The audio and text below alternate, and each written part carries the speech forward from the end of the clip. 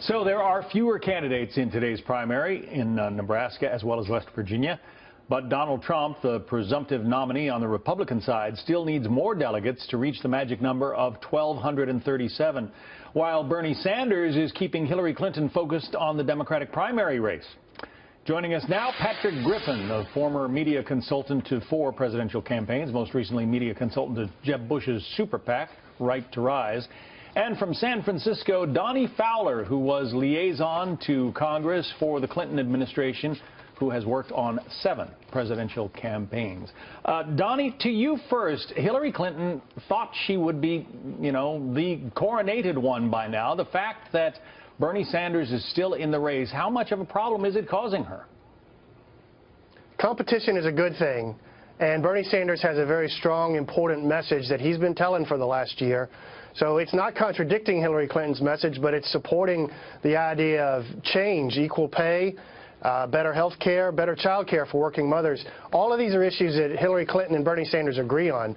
So competition is a good thing. It keeps her sharp. This is not a bad thing for her or the Democratic Party. But she's spending money in states where, traditionally she shouldn't have to be spending money, in places like New Jersey, for instance, which is generally a Democratic stronghold. Yes, but what she's doing is she's preparing staff and her message and keeping her sharpness that will carry through the next 6 months into the general election.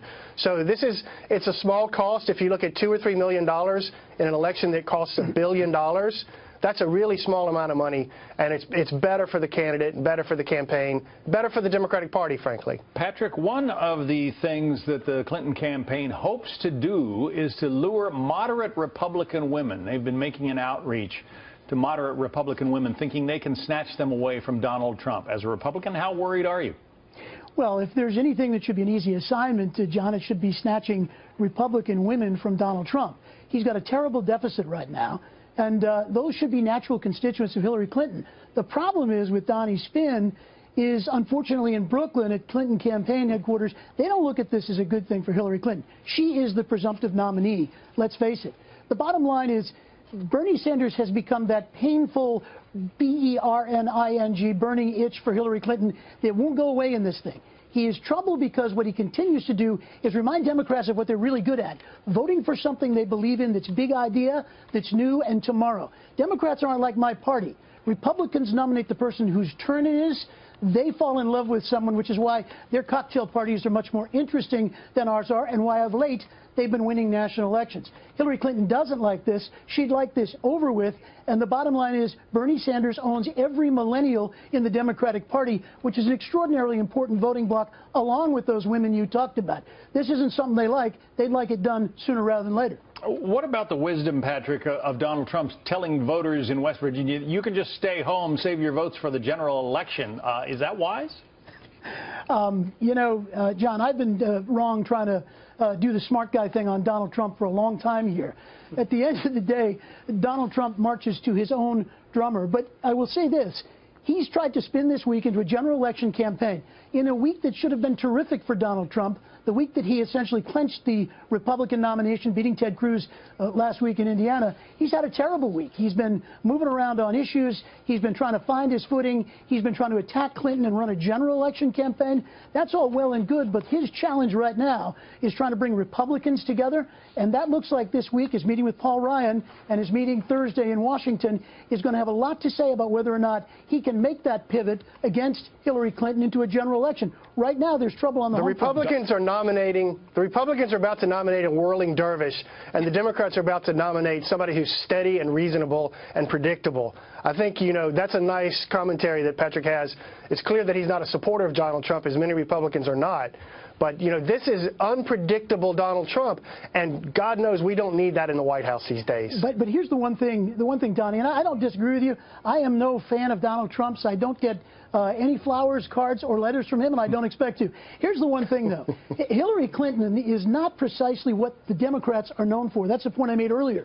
Democrats are great at falling in love with an obscure governor from Arkansas or an obscure first-time African-American senator from Illinois. They're very good at finding talent on the backbench and moving it forward. The fact of the matter is Hillary and Bill They're Clinton. also very, very good at finding a woman who has been Secretary of State, a United States Senator, who has traveled and served this country all over the world for most of her life. And nobody that is denies a pretty good resume Donnie, for that's a president. great resume. The problem is, why Bernie Sanders and Donald Trump even erupted in all this, and you know this as well as I do, is because we don't want the resume candidate, it would seem, or America doesn't. At the end of the day, the Clintons have been in Washington longer than the monument. So I'm not sure that this electorate is ready for the resume candidate. They want something different, or your friend Bernie Sanders would be gone by now. Donnie, you might date the bad boy in high school, but you're going to marry the reasonable person when it's time to get serious. But, Donnie, as we pointed out before, I mean, Hillary Clinton's negatives are very high, almost as high as Donald Trump's, and she's been on the... Almost, but no,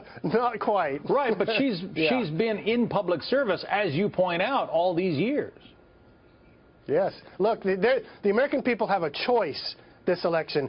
They're going to choose Donald Trump or Hillary Clinton. They're not going to say, do you want Hillary Clinton to be president, yes or no? Do you want Donald Trump to be president, yes or no? They would probably both get no. But that's not the choice we have. We have a choice between Donald Trump, unpredictable, unknowable, and somebody who's steady, experienced, smart, and understands the American middle class. That is a pretty good fight there that I'll take Hillary Clinton. And Donnie, you sound incredibly reasonable. I don't disagree with anything you just said, but I made that argument in the primary for Jeb Bush, and so many others made it for other candidates. So I'm not disagreeing with you on that. The bottom line is Hillary Clinton becomes the candidate of smile and take your medicine. It doesn't taste real good, but ultimately she's the nominee, and she's what you got. Gentlemen, we're going to have to leave it there. Patrick Griffin and Donnie Fowler, thank you both. Thank you, John.